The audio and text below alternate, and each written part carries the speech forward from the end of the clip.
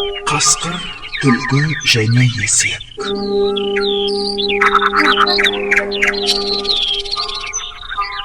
Бір күні қанішер қасқыр, айлакер түлкі және аңқау есек үшеуі бір сайдың ішінде шолығысып қалады да, жайғасып отырып әңгімелесе бастайды. Біздің басымыз не кешпеді депті түлкі сөзді әріден қозғап. Осы өмірімізде істеген жақсы жаман істерімізді айтып, өзіміздің қылықтарымызды өзіміз бір байқап, саралап көрсек қайтеді. Мұнымыз бұдан былай қандай да бір ауыр қылмысқа бармауымыз үшін сабақ болар депті. Сол істеген істерімді айтсам, менің күнәм жеңілдей ме депті қасқыр өкіреңдеп. Түлкі бұлаңдай алдын орап, кеңесті қыздыра түсіпті.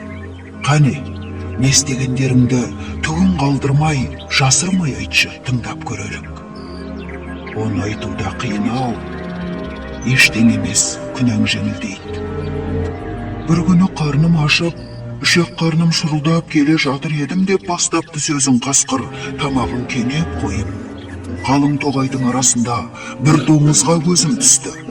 Тарпа бас салып, жарып жібердім. Аштық алдартымды ойлатама, ай-шайға қарамай сылқия тойып алдым. Оны қойш, әсіресе оның балаларына обал болды ма деп ойлаймын. Әйтсе де, олардың ажалына анасы себепкер болды. Басында бармақтай мей болса, 12 торайын иесіз тастап, жалғыз өзі тоғай кесіп кетуші ме еді. Сонан соң, әлгі доңыздың жетім қалған 12 торайына бардым. Байғұстар тым-тінектеніп, шүпірлеп жүр екен. Бұлардың енді енесі жоқ. Енесі болмаған соң көрген күні құрысын. Аштан өлер деп, жаным ашыды да бәрін де жей салдым. Міне, күні бүгінге дейін осы қылығым дұрыс па, бұрыс па деп ойланумен жүрмін. Ой, Қасекай, өкінетін ештеңесі жоқ, өте дұрыс деген екенсің депті сонда түлкі күлмеңдей қарап.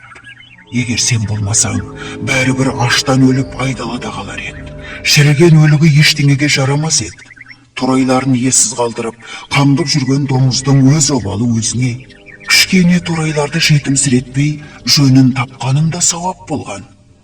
Онда өкініштісі жоқ екен ғой депті қасқыр езуін жалап қойып.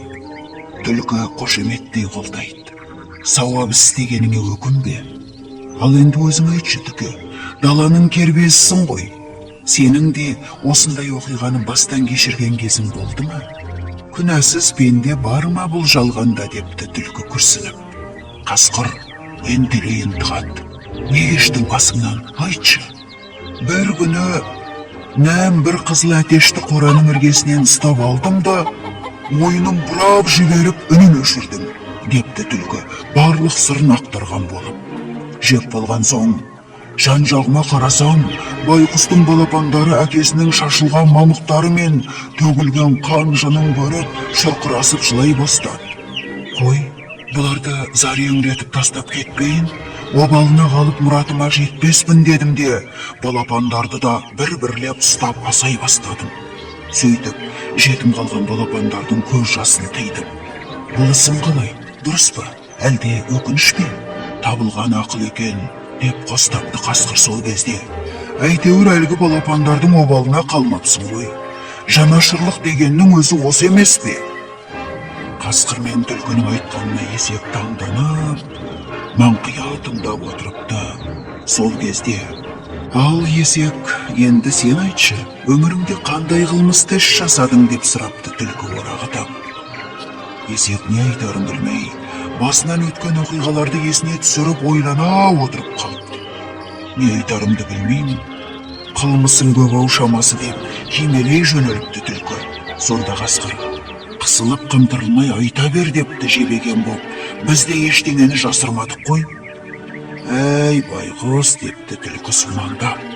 Қылмысыңды біреуге айтсаң бойың сергіп қалады. Ішіңнен шықпай, тұнып жатса жегідей жейтін дерт емес пе? Түлкінің сөзіне елтіген есек басын шайқап қойып. Әрине, менің де істеген қылмысым бар депті күнәсін мойындағандай басы салбырап. Қане, соны айтшы, біз де білейік не қылмыс екенін депті қасқыр мен түлкі кеу-кеулеп. Бір күні жұмыстан шаршап шалдығып қайтқан кезім еді депті Есек, басынан кешкен оқиғаны баяндап. Қораға келген соң қожайын ағаштың түбіне байлай салды да үйіне кіріп кетті. Өне бойым балбырап ұйқы басқан соң қалғып кетіппін. Біраздан соң оянсам, қарным ашып, сықым шықты. Жейтін тамақ іздедім. Жақын маңда тіске басар ештеңе көрінбейді. Сөйтіп не істерімді білмей тұр едім, қожайынның өзіне ерттеп жүрген тоқымының жыртығынан сабанның шеті шығып тұр екен. Соны суырып жеп, өзегімді жалғадым. Міне, күні бүгінге дейін қатты ұялып жүрмін. Сен нағыз опасыз екенсің депті түлкі орнынан атып тұрып. Өзіңді асырап жүрген адамға қастық, дұшпандық жасапсың. Осы қылығыңмен бізді қайбір оңдырам дейсің. Бұл қылмысың үшін сенің жазаңды беру керек деп ақырыпты қасқыртысын қайрап. Бұлардың аяқ астынан бұлқан толған болғанына Есек таңданады да ақтала бастайды. Мен тоқымның сабанын ғана жедім ғой, бірақ одан ештеңе де бүлінген жоқ. Ертесіне сол тоқымды тағы да өзіме жапты.